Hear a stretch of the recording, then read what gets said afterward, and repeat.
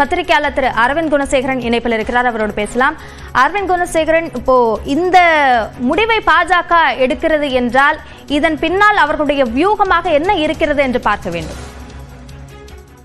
சமீபத்தில் அதிமுகவின் பொதுச் செயலாளர் எடப்பாடி பழனிசாமி மற்ற தலைவர்களுடன் மத்திய உள்துறை அமைச்சர் அமித்ஷாவை சந்தித்து பேசியிருந்தார். அந்த சந்திப்பின் போதே பல்வேறு தளங்களில் தெரிவித்திருந்தோம், இது அதிமுக பாஜகவுக்கான கூட்டணிக்கான ஒரு முன்னேற்பாடு தான் என்பதை தான்.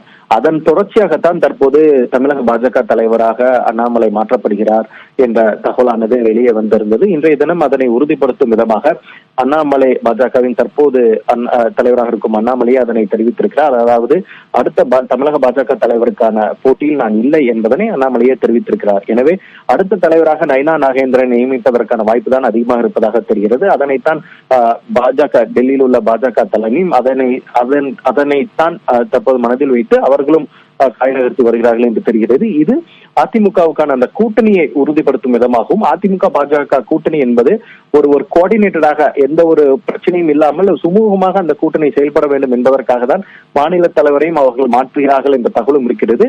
இருந்தாலும் அதனையும் தாண்டி மற்ற அதாவது சமூக அமைப்பிலான அந்த அரித்மெட்டிக் அந்த கணக்கையும் மனதில் வைத்துக் கொண்டுதான் பாஜக தற்போது தமிழக பாஜக தலைவர் அண்ணாமலை மாற்றி நயினா நாகேந்திரனை நியமிப்பதாக இருக்கிறது.